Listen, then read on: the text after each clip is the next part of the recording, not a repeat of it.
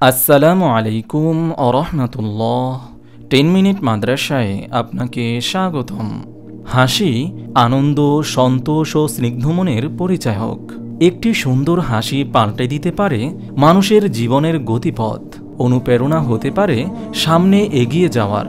শর্ত হল হাসিটি হতে হবে সুন্দর ও কোমল। বিপরীতে একটি কর্কশ ও রূঢ় হাসি মানুষের হৃদয়ে বিভীষিকার অন্ধকার সৃষ্টি করতে পারে। ইসলাম মানুষের হাসি স্নিগ্ধ ও মনোরম করার নির্দেশ দেয়।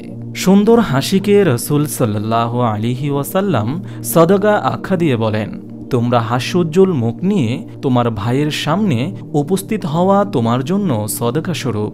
সুনানে তিরমিজি হাদিস নম্বর 1956। নবী আলাইহিসসালাম সাহাবায়ে কেরাম ছিলেন মুসলিম উম্মাহর আদর্শ। তাদের হাসিতেই প্রকাশ পেয়েছে হাসির সৌন্দর্য। আল্লাহর হাসি বিশুদ্ধ হাদিস দ্বারা প্রমাণিত। মহান আল্লাহ হাসেন, যদিও তার হাসি আমাদের মতো নয়। তার হাসি অকৃত্রিম এবং তা আল্লাহর শান ও মর্যাদার অনুরূপ।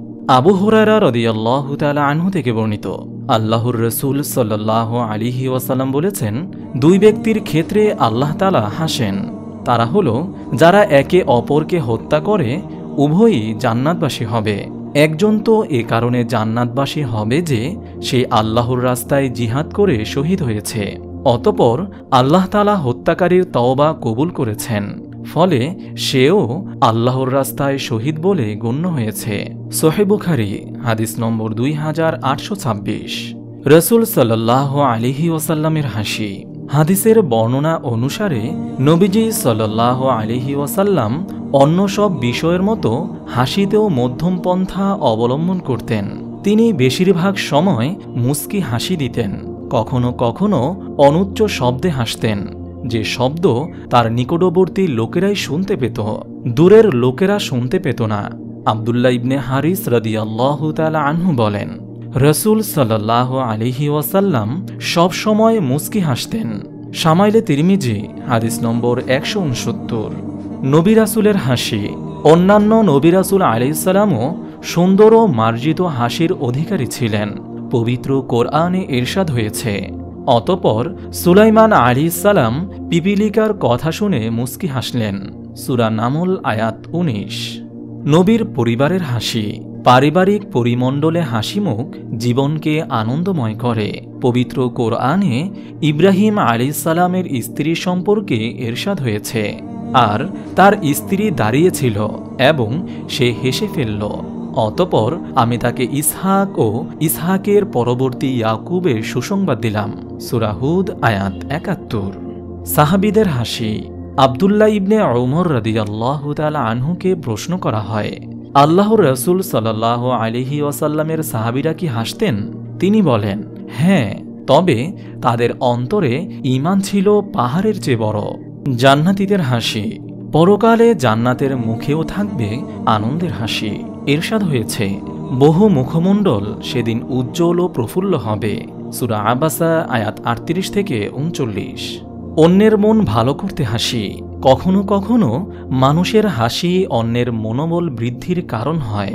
রাসূল সাল্লাল্লাহু আলাইহি ওয়াসাল্লাম বলেন, ধন সম্পদ দান করার দ্বারা তোমরা ব্যাপকভাবে লোকদের সন্তুষ্ট করতে সক্ষম হবে না, কিন্তু মুখমণ্ডলের প্রসন্নতা ও প্রফুল্ল এবং চারিত্রিক মাধুর্য দ্বারা ব্যাপকভাবে তাদের সন্তুষ্ট করতে পারবে।